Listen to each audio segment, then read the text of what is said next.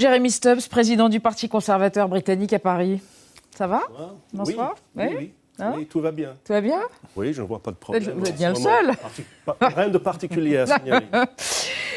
RAS, selon vous, Jeremy Stubbs, l'Europe ne peut pas changer l'accord du jour au lendemain, mais elle devrait se montrer plus souple, voyons, pour convaincre les parlementaires britanniques qui ont voté non hier soir. À côté de vous, David Kayla, vous êtes économiste, bonsoir, économiste atterré. N'est-ce pas? Oui. Et vous êtes également maître de conférence à l'université d'Angers. Vous estimez que l'on se dirige vers un no deal. Et dans ce scénario, c'est la France qui aurait le plus à perdre. Pas sûr qu'on arrive à un no deal quand même. Bon, mais c'est possible. On va évidemment développer ainsi que la dimension économique. Et enfin, Marion Van Rintergem, bonsoir. Vous êtes grand reporter et vous estimez que la seule chose que l'Europe puisse encore accepter, c'est un report de la date du Brexit. La seule véritable issue reste cependant un second référendum. Nadia, vous avez sélectionné la première question du débat, une question d'un de nos spectateurs internautes. Oui, un téléspectateur qui se demande quel sera l'impact de cette affaire-là sur les élections européennes. Élira-t-on des députés britanniques si la date du Brexit est reportée? Jeremy Stubbs, effectivement, il va y avoir un petit problème de calendrier. Il y a des élections à la fin du mois de mai et des députés britanniques qui accusent 73 sièges d'eurodéputés. Est-ce qu'on va devoir élire des Britanniques aux prochaines élections européennes? Oui, c'est une anomalie juridique, mais ce n'est pas ça qui doit nous empêcher, si c'est nécessaire pour la bonne santé de tout le monde, de reporter la date de sortie. Donc on va laisser les spécialistes de ces questions juridiques s'en sortir. Mais comme nous l'avons déjà évoqué... Faut-il reporter? C'est ce qu'il faut comprendre dans ce que vous dites. Vous le souhaitez, c'est une possibilité qu'il faut envisager. Très sérieusement. Je pense assez sérieusement, oui. Rappelons que la date de sortie est fixée au 29 mars, 23h, je crois, à l'heure de Big Ben. Quelque chose comme ça. Alors, le chiffre du jour, cher Vincent. Le chiffre du jour, chère Elisabeth, c'est 432. 432 députés britanniques ont rejeté l'accord négocié par Theresa May avec Bruxelles. Je crois que depuis 1924, il n'y avait pas eu un rejet aussi fort. Alors cet accord, il a été négocié pendant 2 ans et demi. Il fait des centaines de pages. Marion Van Rintergem, est-ce qu'on peut dire qu'il est mort? C'est-à-dire que tout ce travail a été fait pour rien? Mais il est mort-né, ce truc. Ce truc n'a absolument aucun sens depuis le début. Je trouve, pour moi, c'est le plus grand désastre politique, le premier grand désastre politique du XXIe siècle.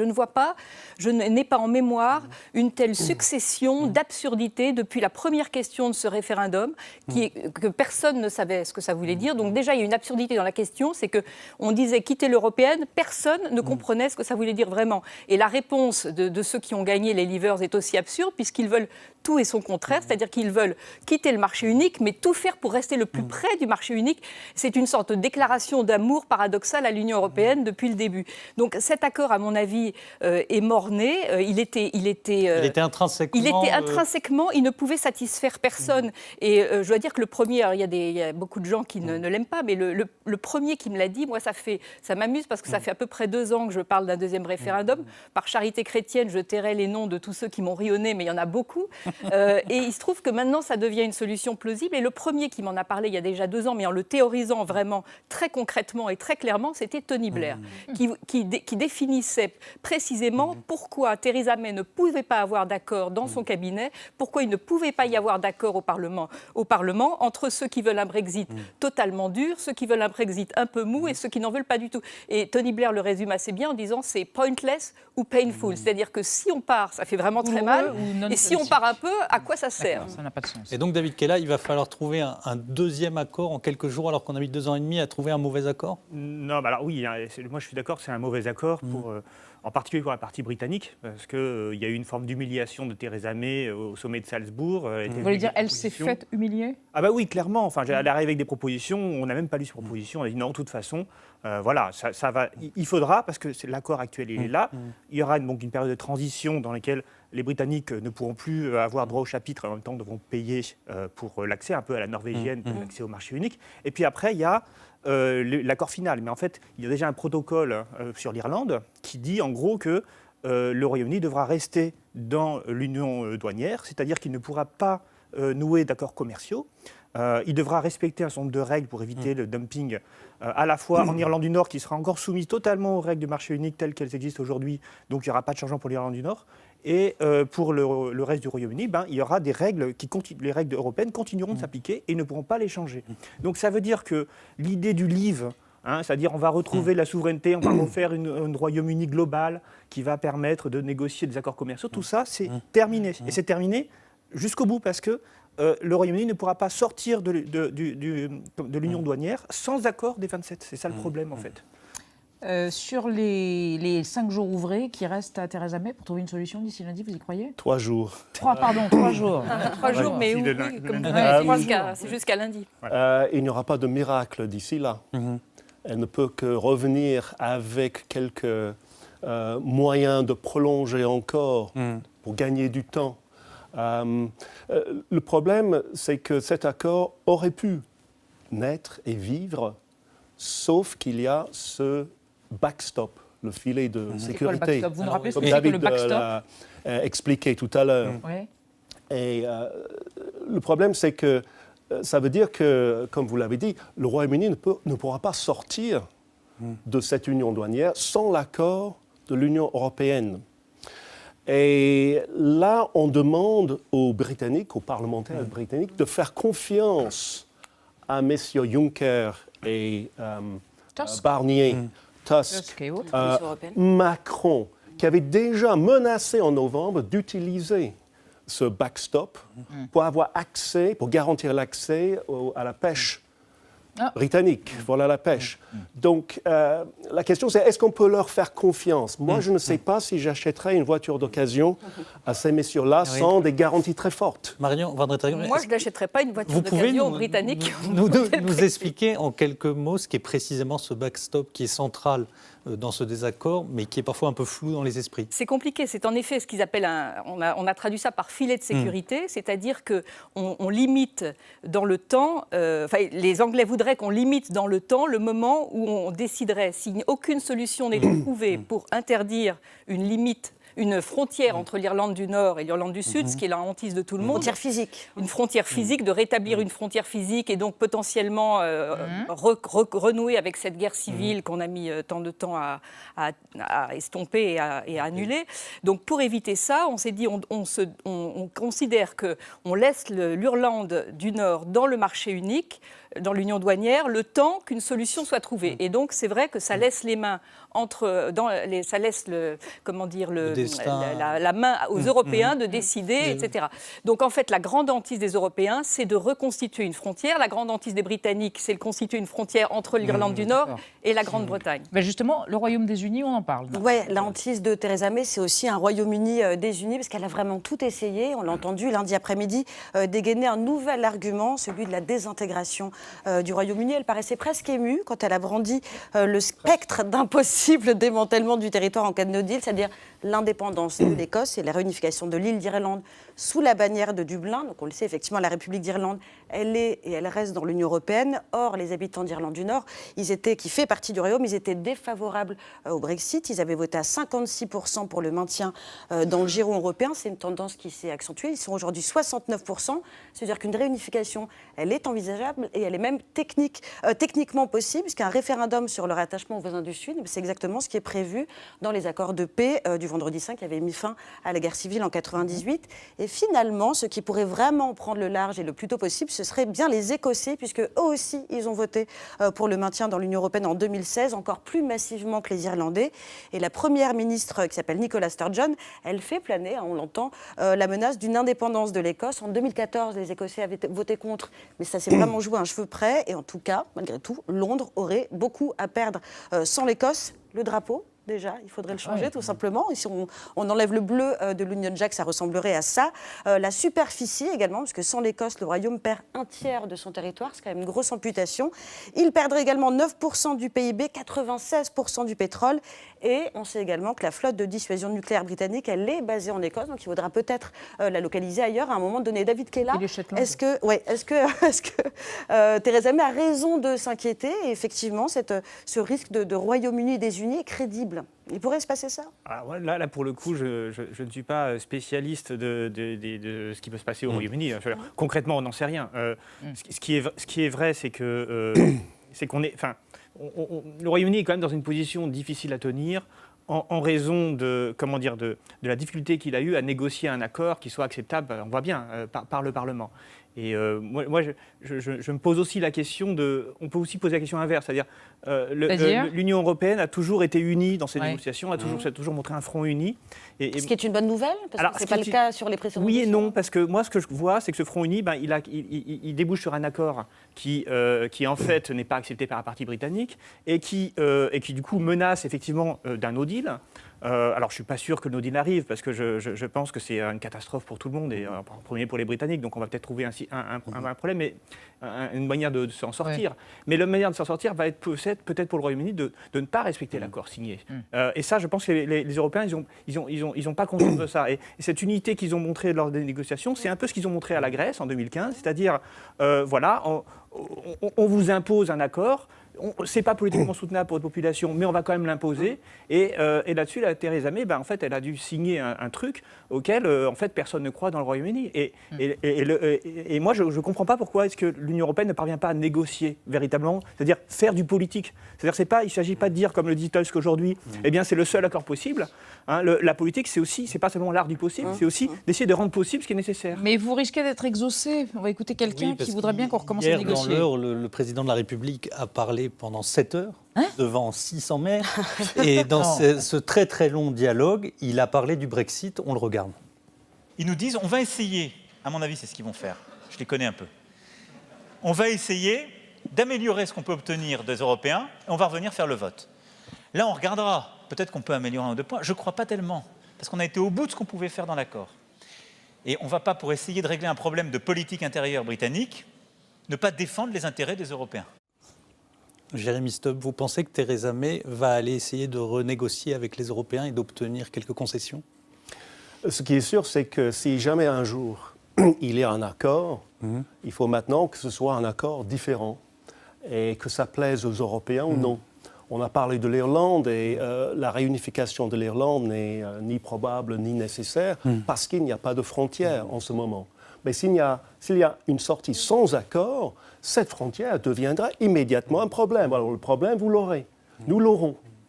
Et parmi les préparations... L'Écosse, c'est un cas différent. Pour l'Écosse, si l'Irlande du Nord a un statut d'exception, l'Écosse demandera le même statut d'exception. C'est pour ça que Theresa May veut garder, bien sûr, l'Irlande du Nord dans le Royaume-Uni et pour d'autres raisons aussi. Donc la vraie question aujourd'hui, la question urgente, c'est comment empêcher la sortie sans accord. Marion Van Rintergem, Angela Merkel a dit ce matin, nous avons encore le temps de négocier. Non, mais c'est ça, nous avons encore le temps de négocier, mais sur quoi? Non, mais justement, on ne peut pas négocier, mais je trouve que quand j'entends ça, je trouve que c'est quand même un peu fort de café de renverser le problème. Ce n'est pas aux Européens de négocier. Ce n'est pas les Européens qui ont demandé à la Grande-Bretagne de partir. Attendez, vous me permettez. Les Européens, ça fait 2 ans et demi qu'ils négocient, qu'ils sont bien gentils de négocier sur quelque chose qui leur est demandé. Le problème, c'est que ce n'est pas que les Européens ne savent pas ce qu'ils veulent. Les Européens, ils voudraient que la Grande-Bretagne reste dans l'Union européenne. Le problème, c'est que les Grands-Bretons, j'allais dire les Britanniques, sont incapables de savoir eux-mêmes ce qu'ils veulent. Personne ne veut la même chose. Et pour le moment, attendez, vous êtes pour un Britannique, vous n'êtes pas très courtois. Donc, j'ai pu parler moins que vous, donc je m'impose, c'est tout. Alors, je laisse à l'arbitre. C'est à l'image des négociations avec l'Union européenne. On va demander à l'arbitre au milieu juste une question. S'il n'y a pas de deal, si c'est un no deal, est-ce que la Grande-Bretagne devient une sorte de Singapour aux portes de l'Europe? Non, je ne crois pas. Avec j'ai entendu. fiscal, on veut-tu, oui, on voilà, c'est le dumping fiscal au Royaume-Uni. Je crois que c'est absurde. Je veux dire absurde dans le sens où pour que ça fonctionne, un dumping fiscal, il faut être un petit pays. Singapour, c'est un petit pays, c'est-à-dire qu'on attire des capitaux qui correspondent à une masse importante par rapport à la taille de son économie. C'est pas possible pour le Royaume-Uni. En plus, c'est une économie qui est déjà très fortement financiarisée. On va pas la financiariser encore un peu plus. D'accord. Non, moi, l'idée du dumping du Royaume-Uni, j'y crois pas. Par contre, il peut y avoir du dumping autre, c'est-à-dire avoir d'autres règles. Et là, bien sûr, il faut que l'Union européenne soit vigilante par rapport à ça. Vandra Targam ? Si je peux me permettre, c'est que la vraie question, c'est pourquoi c'est si difficile de sortir de l'Union européenne. C'est parce qu'il n'y a pas mieux que l'Union européenne. Il n'y a pas mieux qu'un deal qui permet à la Grande-Bretagne de faire partie du plus grand marché de libre circulation du monde entier, de 500 millions de personnes, et que quoi qu'on fasse, ce sera toujours moins bien que ce qu'on a déjà. Donc c'est là que cette histoire est totalement folle. Ils ont inventé les whiscarols, le nonsense, ils connaissent. Vous avez raison là. Mais en fait, ça passerait s'il n'y avait pas la question de la frontière irlandaise. Tout vient de là. Et on peut trouver d'autres problèmes avec cet accord, il y en a sans doute, mais ces problèmes ne compteraient pour rien sans cet aporie-là. Et c'est là où il faut plus d'imagination des deux côtés. Et je ne crois pas qu'un côté, une partie, ait été plus gentil que l'autre. En cas de no deal, David Kella, est-ce que la France aurait à y perdre économiquement ou à y gagner ? La France aurait beaucoup à y perdre. Alors, moi, j'ai bien suivi la stratégie d'Emmanuel Macron qui consiste à se dire, en cas de no deal, super, on va attirer l'industrie financière britannique à Paris. Et puis, tant pis, quoi. Faire une city à Paris. Sauf que déjà, ça me semble très compliqué pour plein de raisons. D'abord, il y a la question de la langue. Pourquoi est-ce qu'ils iraient à Paris plutôt qu'à Dublin, où ils parlent aussi anglais ?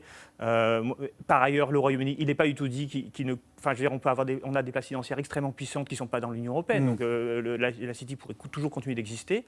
Et puis, ce qu'il oublie aussi, c'est l'industrie. Parce qu'on a en France un excédent commercial avec le Royaume-Uni. C'est le seul pays, le grand pays avec lequel on a un excédent. On a aussi les problèmes de la pêche, dont il a un peu parlé. Nos pêcheurs, aujourd'hui, ils ont accès aux eaux britanniques. Eh bien, en cas de no deal, ils n'auraient pas accès aux eaux britanniques. Et puis, on a Airbus. Enfin, Airbus, les moteurs sont produits, sont des moteurs Rolls-Royce, sont produits au Royaume-Uni. Les ailes sont produites au Royaume-Uni. Donc, concrètement, si on n'a pas...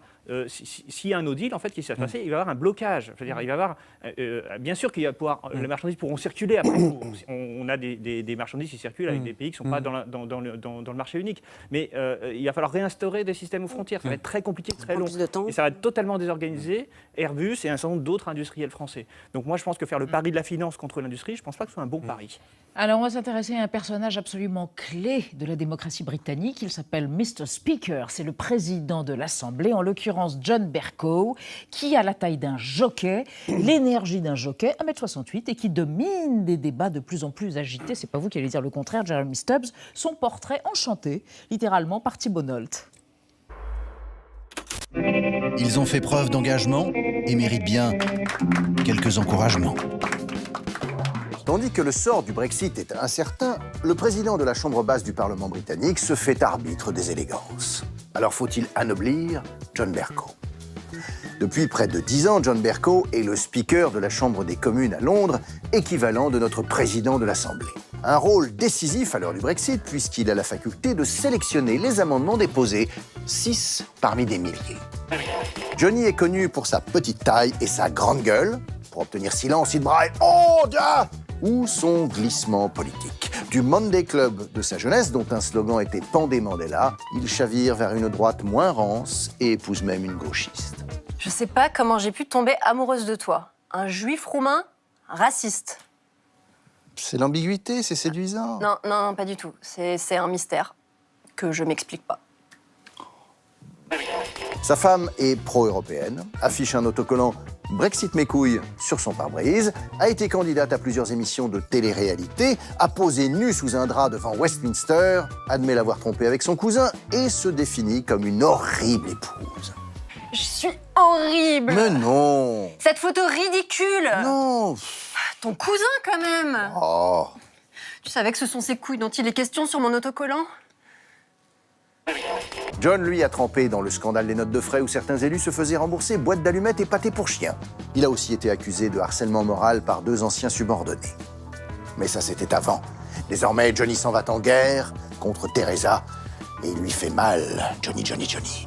Moi aussi, fais-moi mal, Johnny, Johnny, Johnny. Mais pourquoi tu m'as rien fait? Oublie. Merci Thibault Nolte.